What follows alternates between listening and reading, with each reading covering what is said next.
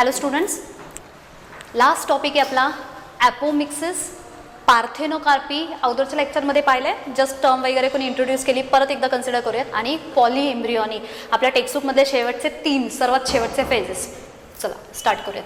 ॲपोमिक्सिसबद्दल पहिल्यांदा बोलणार आहोत आपण. ॲपोमिक्सिस ना, आता जर ह्या टर्मला स्प्लिट केलं, apo that means away from कुणापासून, मिक्सिस दॅट मीन्स मिक्सिंग पासून दूर, म्हणजेच विदाउट फ्युजन, विदाउट मिक्सिंग. जेव्हा आपण ॲम्फिमिक्सिस अशी टर्म येते त्यावेळेस मिक्सिंग ऑफ बोथ, म्हणजे मिक्सिंग होतंय. Apomixis away from the mixes, and it is first introduced by Hans Winkler. सर्वात पहिल्यांदा ह्यांनी ॲपोमिक्सिस ही टर्म आपल्याला इंट्रोड्यूस्ड करून दिली. आता ही आहे काय ह्याला कन्सिडर करायचं आहे. बघा, आपण डेफिनेशनकडे चाललो आहे. अगेन थोडासा इम्पॉर्टंट पार्ट आहे ॲपोमिक्सिसचा, कारण ॲपोमिक्सिसची डेफिनेशन विचारली जाते, त्यांचे टाईप्स विचारले जातात किंवा त्यांच्या कॅटेगरीज विचारल्या जातात. सो हा थोडासा इम्पॉर्टंट टॉपिक आहे, आपण त्याला कन्सिडर करूया. Definition, development of embryo. काय पाहतोय आपण? एम्ब्रिओची डेव्हलपमेंट कुणाची? एम्ब्रिओची. Development of embryo, but without gamete formation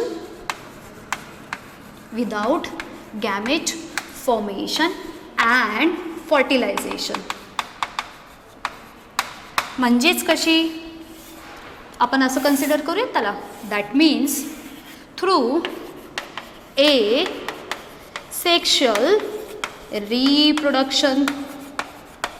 आता डेफिनेशनचे मी तुकडे केलेत माझ्या सोयीसाठी, हे तुम्हालाही लक्षात ठेवायला मदत होणार आहे. पहिल्यांदा आहे का याला कन्सिडर करूयात. जर फर्टिलायझेशन होत नाही आहे, कारण गॅमेट फॉर्म होत नाही, आणि गॅमेट फॉर्म होत नाही आहेत, फर्टिलायझेशन होत नाही आहेत, म्हणजेच ही जर कन्सिडर केली तर सेक्शुअल रिप्रोडक्शनची टर्म नाहीच आहे किंवा त्याची कंडिशन नाहीच आहे. जर फर्टिलायझेशन होत नसेल, गॅमेट फॉर्म होत नसेल, तर एसेक्शुअल रिप्रोडक्शन. म्हणजेच एसेक्शुअल रिप्रोडक्शन थ्रू, म्हणजे त्यांच्यामध्ये ह्या दोन्हीही कंडिशन नाही. अशा पद्धतीने डेव्हलपमेंट मात्र कुणाची हवी आपल्याला? डेव्हलपमेंट हवी ती म्हणजे एम्ब्रिओ. आपला मेन फोकस आहे तो म्हणजे embryo. Development of embryo through asexual reproduction without formation of gamete and fertilization, and this is term as apomixis. एवढी सिंपल आहे. तयार कुणाला करायचं आहे? Development of embryo. मोड कसा आहे? एसेक्शुअल रिप्रोडक्शनचा. इन्व्हॉल्वमेंट कुणाची नको आहे? गॅमेट पण फॉर्म करायचे नाही आहेत आणि ह्यांच्यामध्ये आपल्याला फर्टिलायझेशनसुद्धा नको आहे. आणि अशा टाईपची जी काही टर्म आहे ही फर्स्ट टाईम दिली गेली होती हॅन्स विंकलर यांनी. आता ह्याच्यामध्ये जर सपोज कन्सिडर केलं तर दोन महत्त्वाच्या गोष्टी इथून तुम्हाला लक्षात आल्या असतील. काय आहे ती? ते म्हणजे ह्यांच्यामध्ये no meiosis and no syngeny. ठीक आहे, किंवा सिनगॅमी म्हणूयात आपण. Not syngeny, it's syngamy. Gamos that means marriage, म्हणजे फ्युजन त्यांचं. बरं, आता याच्यामध्ये मिओसिस पण होत नाही आहे, ह्यांच्यामध्ये जर फ्युजन कन्सिडर केलं तर फ्युजन पण कन्सिडर होत नाही आहे. मग इन जनरल जर पाहिलं तर कसं असतं? थोडंसं मागे जाऊयात आपण. आता हा झाला आपला male gamete. Male gamete always get fused with the one female gamete, haploid. ह्या दोघांपासून तयार झाला झायगोट जो होता डिप्लॉइड. झायगोटपासून परत रिपीटेड मायटोटिक सेल डिव्हिजन होतं. बघा, रिपीटेड मायटोटिक सेल डिव्हिजन नंतर मग जाऊन कोण तयार झालाय? एम्ब्रिओ. जेव्हा अशी प्रोसेस होते ह्याला कॉमनली आपण कन्सिडर करतो फर्टिलायझेशन. म्हणजे हे फर्टिलायझेशन होणं अपेक्षित नाही. मेल अँड फिमेल गॅमेटचं फ्युजन होणं अपेक्षित नाही, म्हणजे फर्टिलायझेशन पण झालं नाही आहे आणि त्यांचं फ्युजन पण झालं नाही आहे. म्हणजेच आता इथे तर काय येतं, मायटोटिक डिव्हिजन येतात, म्हणजे मिओसिस येतच नाही. गॅमेट्स जनरली कसे असतात, हॅप्लॉइड नेचरचे असतात. सो न मिओसिस होता किंवा सिनगॅमी न होता, without the fusion of male and female gametes जेव्हा एम्ब्रिओ डेव्हलप केला जातो आणि अशा टाईपच्या डेव्हलप केलेल्या एम्ब्रिओला म्हटलं जातं ॲपोमिक्सिस. आता यांचे 2 टाईपकडे जाऊयात. आता हा पार्ट काय एवढा इम्पॉर्टंट नाही आहे, आपण डिरेक्टली काय करूयात, त्यांच्या टाईपला कन्सिडर करूयात.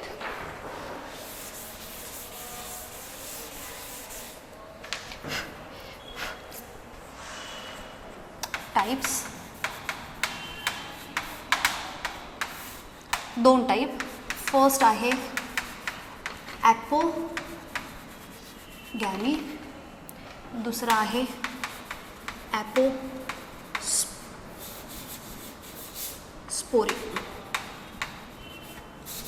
ॲपोगॅमी आणि ॲपोस्पोरी.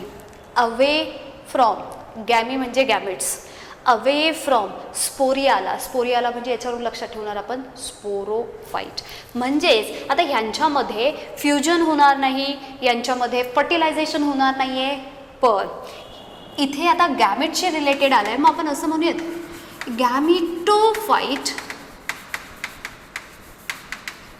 ऑर्गन किंवा त्याची जर सेल असेल, ते डेव्हलप होत नाही, पण ऑर्गन किंवा सेल ह्यांच्यापासून जर एम्ब्रिओ डेव्हलप झाला, काय सांगतोय, ह्यांच्यापासून एम्ब्रिओ जर डेव्हलप झाला, पण कसा, विदाऊट फर्टिलायझेशन. फर्टिलायझेशन नकोय, विदाऊट फर्टिलायझेशन.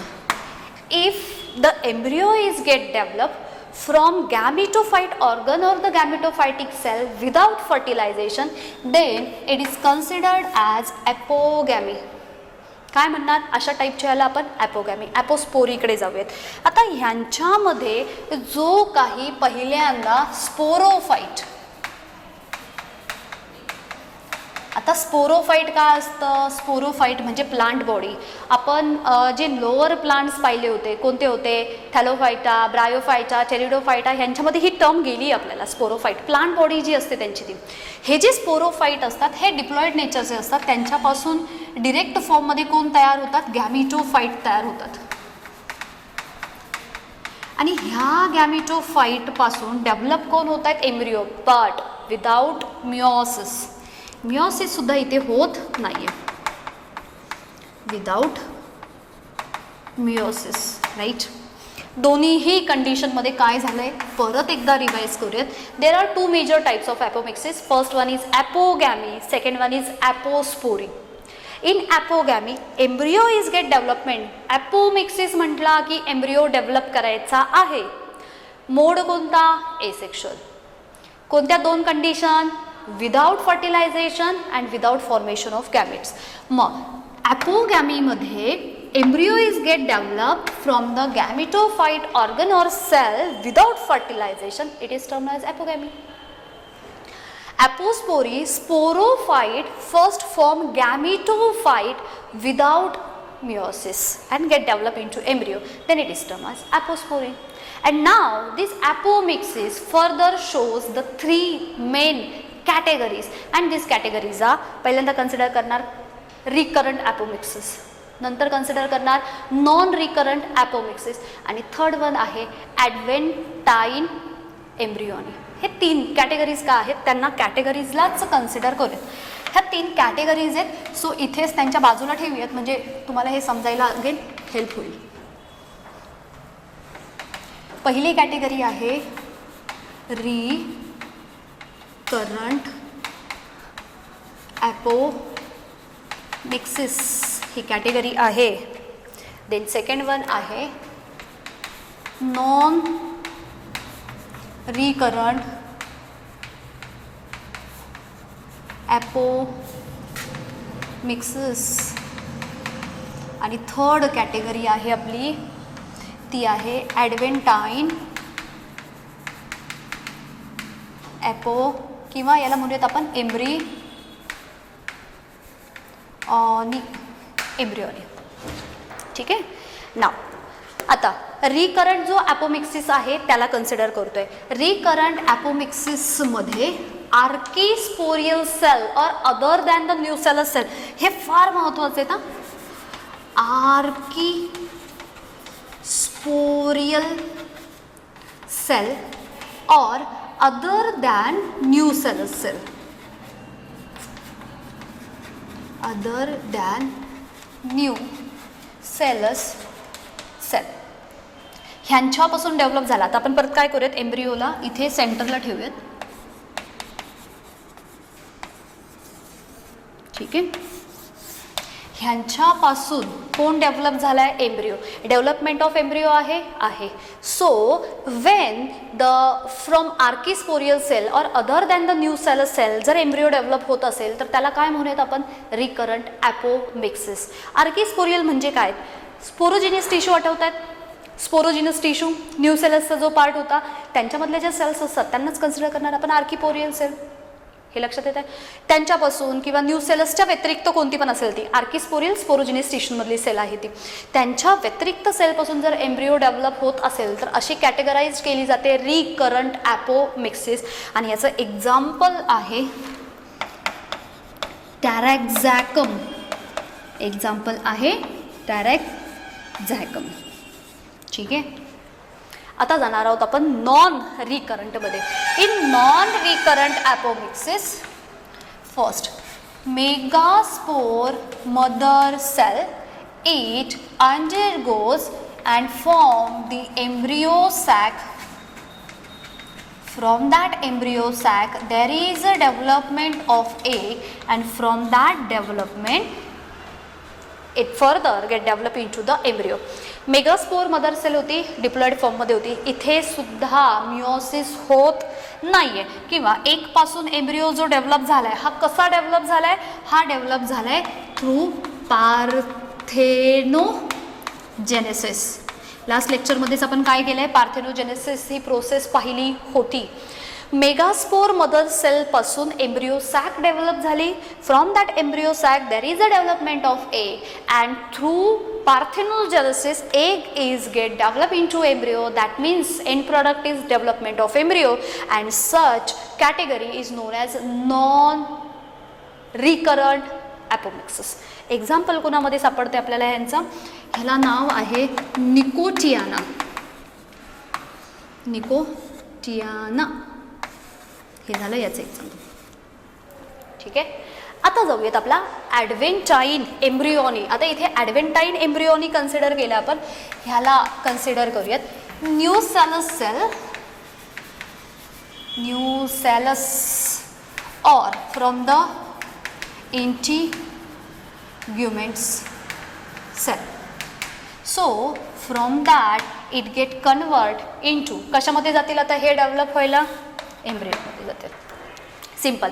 ह्याच्यामध्ये न्यूसेलसच्या व्यतिरिक्त स्पोरोजिनियस सेलमधली कोणतीही मेगास्पोर मदर सेलपासून, आता आपण ह्यांनाही बॉक्स करून घेऊयात म्हणजे लक्षात येईल तुम्हाला.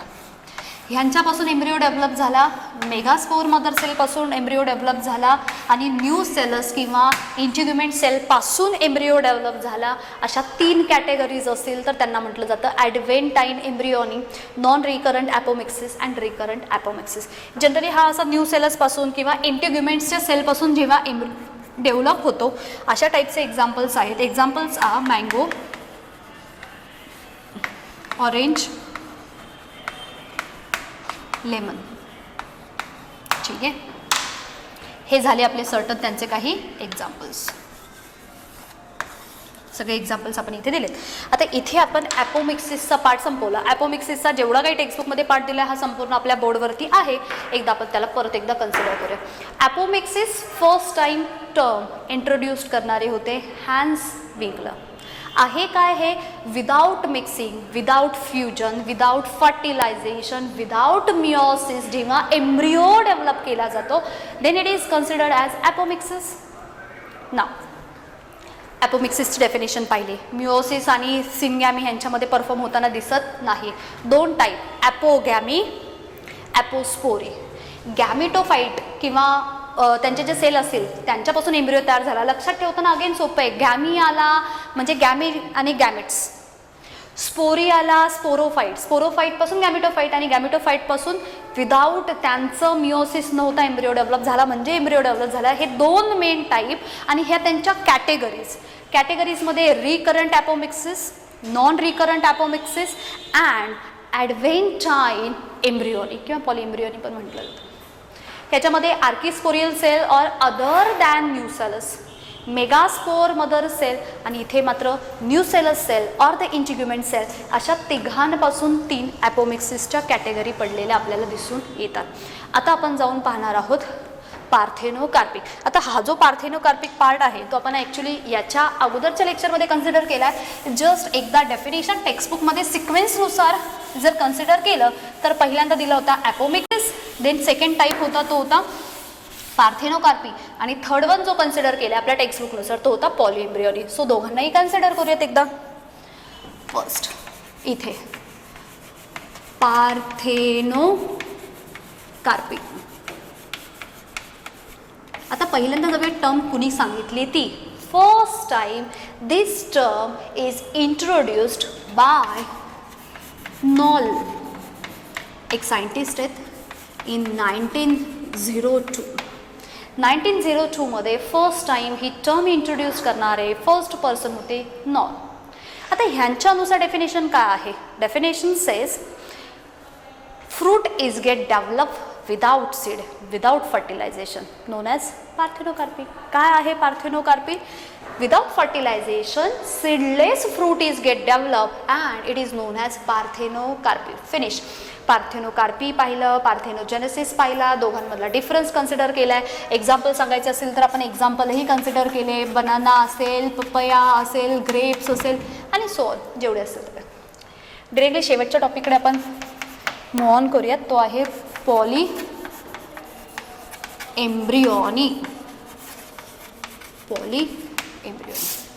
बोलूयात आपण पॉलिएम्ब्रिओनीबद्दल. आता ही जी काही टर्म पॉलिएम्ब्रिओनीची आहे, पॉलिएम्ब्रिओनी नावानुसार सांगितले. पॉली म्हणजे मेनी, एम्ब्रिओ म्हणजे खूप सारे embryos. When there is a formation of more than one embryo in mature cell then it is term as पॉलिएम्ब्रिओनी.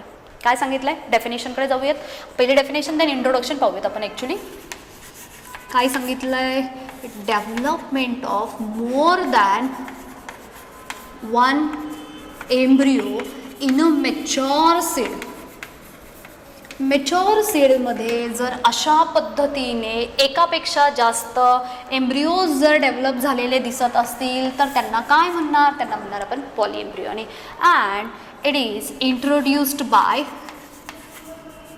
ल्युवेनहोक in 1719. फार अगोदर 1719 लिव्हेनहूक. आणि हे लिव्हेनहूक आपण मला असं वाटतं की जो आपला सिम्पल मायक्रोस्कोप होता त्यांच्याशी रिगार्डिंग आपण यांचं नाव पाहिलं होतं लिव्हेनहूकमध्ये. And this polyembryony further shows the 2 type. आता सिम्पल आहेत म्हणून थोडंसं आपण पटकन घेऊयाच. ॲडव्हेंटाईन पॉलिएम्ब्रिओनी, पॉलिएम्ब्रिओनी. आणि दुसरा आहे तो आहे सेकंड वन क्लीवेज पॉलिएम्ब्रिओनी. आता प्रत्येक वेळेला जेव्हा टर्म्स येतील तेव्हा पहिल्यांदा त्यांच्या नावाला केअरफुली ऑब्झर्व करायचं आहे. अर्धी कॉन्सेप्ट त्याच्यामध्येच असते. ॲडव्हेंटाईन पॉलिएम्ब्रिओनी मला असं वाटतं आहे की आपल्या थर्ड जो क्रायटेरिया आहे ॲपोमिक्सिसचा ॲडव्हेंटाईन एम्ब्रिओनी तो म्हणजे हाच आहे. ठीक आहे, त्याच्याकडे जाऊयात आपण डिरेक्टली. काय सांगितलं आहे? जो काही ॲडव्हेंटाईन पॉलिएम्ब्रिओनी आहे यांच्यामध्ये एम्ब्रिओनी आहे म्हणजे डेव्हलपमेंट कुणाची? एम्ब्रिओची. पण ह्या केसमध्ये फक्त एकच सिंगल एम्ब्रिओ आहे का? नाही, more than one embryo. That means आपण इथे म्हणूयात from nucellus or integument cell. Integuments cell there is a development of कुणाची? एम्ब्रिओची. Embryo is get develop. आणि अशी जर कंडिशन असेल त्याला काय म्हटलं होतं आपण? ॲडव्हेंटाईन पॉलिएम्ब्रिओनी. एक्झाम्पल्स आर, एक्झाम्पल देतो आपण. आता याच्यामध्ये सर्व सिट्रस जे फ्रूट आहेत त्यांना कन्सिडर करूयात. मग याच्यामध्ये लेमन झाला, ऑरेंज झाला, हे सर्व इथे येतात. आता इथे जाऊयात. नावामध्ये सांगितलं आहे क्लिवेज पॉलिएम्ब्रियोनिक, क्लिवेज कट. मग याच्यामध्ये काय होतो, zygote is get develop into many parts or it get divided into many parts and each part is further get developed into embryo.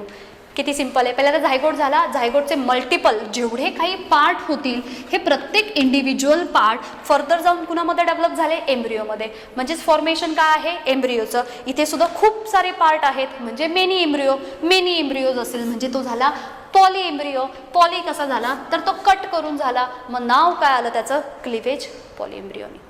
हे कुणामध्ये दिसतात, generally it is seen example in pine. कुणामध्ये दिसतं आपल्याला, पाईनमध्ये. सो हा झाला आपला hole lesson. कोणता होता, reproduction in lower and higher प्लांट्समधलं रिप्रोडक्शन. स्टार्टिंगला एसेक्शुअल पाहिलं, सेक्शुअल रिप्रोडक्शन पाहिलं, त्यांच्यामध्ये आपण 3 मेजर इव्हेंट्स पाहिले, pre fertilization, fertilization and post fertilization होऊन आपण इथे पॉलिएम्ब्रियोनी बरोबर हा लेसन संपवला. Next time we will meet with the new lesson. Thank you.